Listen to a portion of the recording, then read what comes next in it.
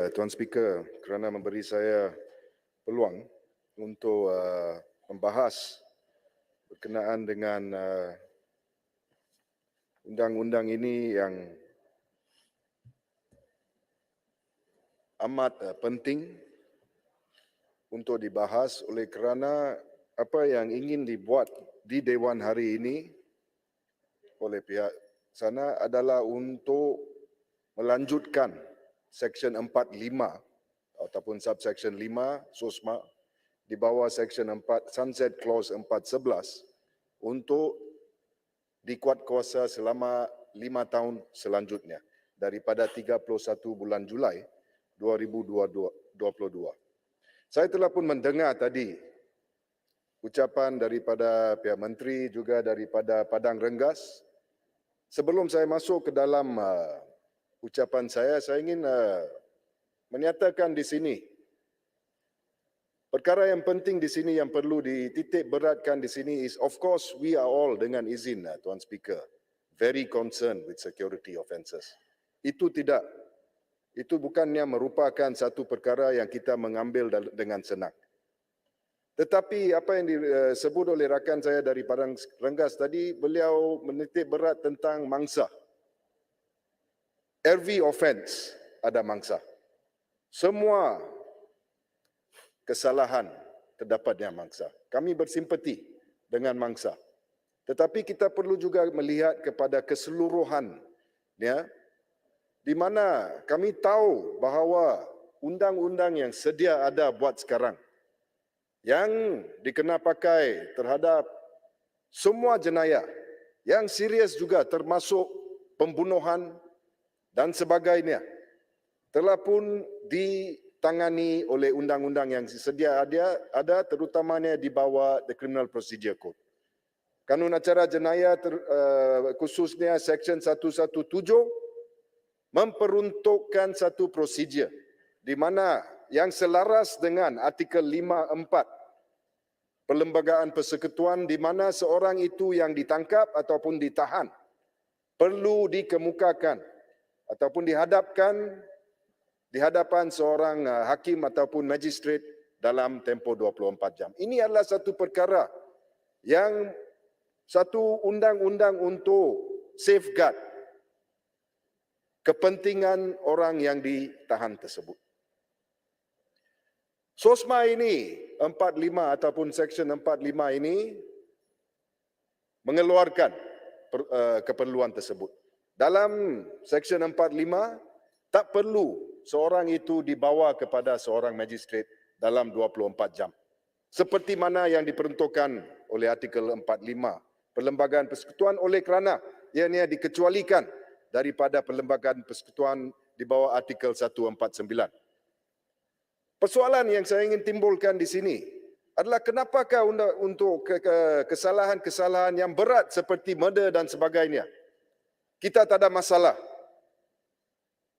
dengan orang yang ditangkap dibawa ke magistrate dalam 24 jam, kita tak ada masalah untuk mereka dibawa kepada magistrate dan beri tempoh riman oleh hakim. Kenapa untuk kes-kes SOSMA kita perlu mengecualikan keperluan tersebut? Adakah pihak kerajaan tidak yakin dengan badan kehakiman? Do they not have confidence in the judiciary?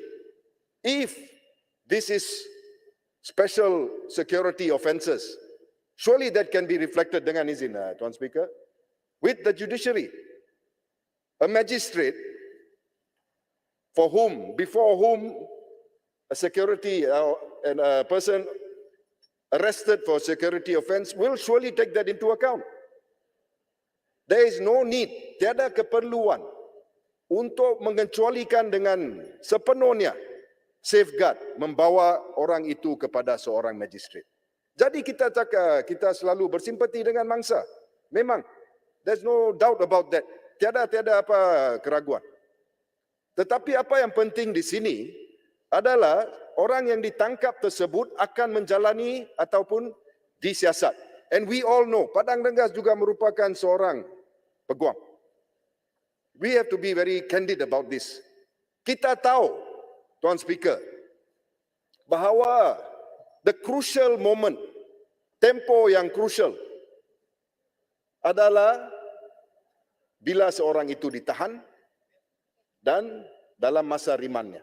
Oleh kerana dalam masa tersebut kita dapat banyak aduan of false confessions being extracted, assaults to obtain confessions dan sebagainya. Jadi, tempo riman itu adalah amat crucial. Dalam kes Sosma, riman itu dibenarkan sehingga 28 hari. Bayangkan, Tuan Speaker, apa yang boleh berlaku dalam masa lebih kurang sebulan tersebut. How it can be abused. Kita dengar tadi dengan daripada sebelah sana, oh, this is not a law which can be abused. Menteri tadi telah pun berkata, sejak 30 ataupun 23 Mac lalu, bila pindahan ini tidak dibenarkan oleh kerana kekurangan ataupun ditolak pada 23 Mac, terdapat banyak contoh kesalahan-kesalahan yang berlaku. Sosma masih berkuat kuasa hingga 31 Julai. Tapi Menteri berkenaan menyatakan ataupun memberi banyak contoh kes-kes. Jadi ini menimbulkan persoalan seterusnya. Adakah Sosma ini efektif? If there is still security offences berleluasa, is it effective? Ini menunjukkan bahawa Sosma ini bukannya efektif. Kita juga perlu lihat kepada keseluruhan skema Sosma. Sosma ini bukannya kita mempunyai isu berkenaan Seksyen 45. Ada juga kita mempunyai isu berkenaan seksyen-seksyen lain seperti 13 yang menafikan jamin kepada seorang yang ditangkap di bawah Sosma. Apakah sebab ini perlu dibuat? Ini jelasnya merupakan satu seksyen yang tidak berperlembagaan, unconstitutional. Tetapi ianya wujud di dalam Sosma. Tetapi kita boleh menjamin untuk kes-kes lain di bawah Penal Code. Jadi kita perlu melihat kepada keadaannya di sini. Ada juga seksyen-seksyen lain yang draconian di bawah Sosma. Menteri tahu bahawa di bawah Sosma seorang itu ada kemungkinan boleh tidak ada peguam semasa di soal balas dan sebagainya. Ini adalah satu perkara yang debatable lah. Tetapi ini saya tidak ingin menentu tentang seksyen-seksyen lain sebab tak ada masa suntuk. Kita fokus kepada Seksyen 45 sekarang. Jadi saya ingin bertanya di sini, Tuan Speaker. Bukankah Sosma ini boleh disalahgunakan? Bukankah kita mempunyai contoh-contoh ianya telah pun disalahgunakan di masa lepas? Kes Maria Chin, kes Dato' Khairuddin, kes Matthias Chang. Apakah security offence mereka buat? What was the security offences that they committed for Sosma to be used on them? Adakah menteri boleh bagi kita jamin bahawa Sosma ini tidak akan digunakan untuk political belief? Ini tidak boleh dibuat. Sudah tentunya tidak boleh dibuat. IGP sendiri, Tuan Speaker, telah pun menyatakan ataupun mengiktiraf undang-undang lain untuk menangani masalah-masalah ataupun kesalahan-kesalahan serius. He acknowledges that there are laws to tackle serious offences. Jadi kita perlu menerima hakikatnya, Tuan Speaker, bahawa Sosma ini pernah disalahgunakan dan boleh disalahgunakan di masa depan. And we have to balance it with the rights bukan sahaja of the mangsa, tetapi the rights of an accused yang tidak presumed innocent until proven guilty. Seorang yang acquitted ataupun dibebaskan boleh ditahan di bawah Sosma dan dinafikan jamin sehingga rayuannya habis. Menteri tahu semua ini. Is this in accordance with the rule of law.